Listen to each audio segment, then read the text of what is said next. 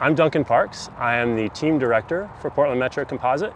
We are a middle school and high school bike team with the Oregon Interscholastic Cycling League, which is part of NICA, which is a national cross-country youth racing league. So we're all about getting kids having fun on bikes in the dirt.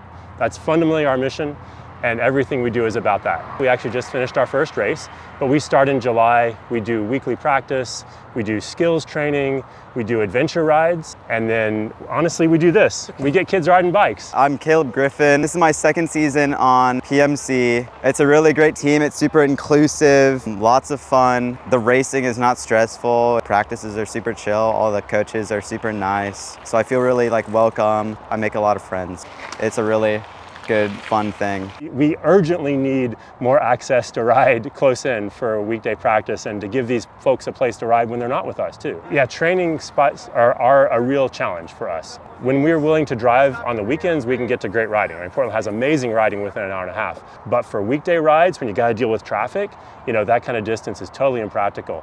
Being in a southeast, I guess the closest place would probably be Mount Tabor, which there's nothing mountain bike only. It's all kind of hiking and walking, which is kind of tricky because everything is kind of overridden and overpopulated. So it kind of makes it kind of sketchy and not very safe, I'd say, for walkers and bikers. So it's kind of hard to push yourself there and really learn and really be super comfortable. And there's not many other places I can go to. Nothing I can spend an afternoon at and explore and have a lot of fun at. We really make the most of what we have available, but our first month of practice is in Fernhill Park. So it's basically cones and grass and generating obstacles. There's very little single track there. Next month we'll be at Powell Butte, which has great single track, but it's a long way.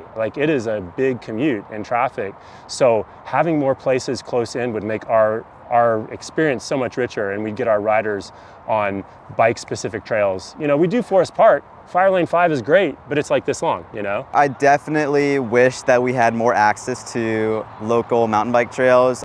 Kelly Butte is an undeveloped butte, and I think that'd be really cool to get some cool trails at. Forest Park, there's really only a couple spots that you can ride on. I think also a lot of the problems mountain bikers and walkers have is sharing the trails. So I think it would help definitely if there's a couple mountain bike only. Forest Park is huge, right? And it has tons of opportunity, but almost nothing is legal for bikes, at least in terms of single track. We spend a lot of time on fire roads, and we spend a lot of time on the one legal trail, which is Fire Lane 5, which is fun, but at the end of the season, we sure hit it a lot of times. The riders are ready for something new, and there's lots of opportunities.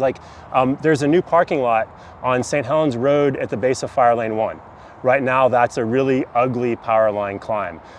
We could build a great single track that would connect that essentially unused parking lot to the whole heart of Forest Park.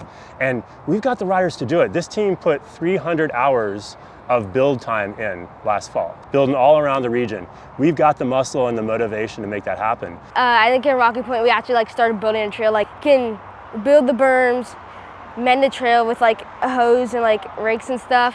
You tamp stuff down. It's really fun. It's cool to see a trail developing. You get to be with your biking community, and you can ride these trails later, and you can see hey, I built that. Our roster this year is 74, and we're about 30% female, which is not parity. That's not where we want to be, but we're really proud of that because that's pretty good for the mountain biking, community. We really push getting enough girls together so we have a critical mass, because we've found that when girls have other girls to ride with, they stick with the sport, and then they really thrive. I've been on PMC since 6th grade. When I joined the team, I was one of 5 girls, and so I kind of suffered through the first 2 years alone. I didn't really feel like I was getting the skills quite as much as everybody else was. And then when we got 2 new girls when I was in 8th grade, I decided that they weren't gonna have to suffer like I did.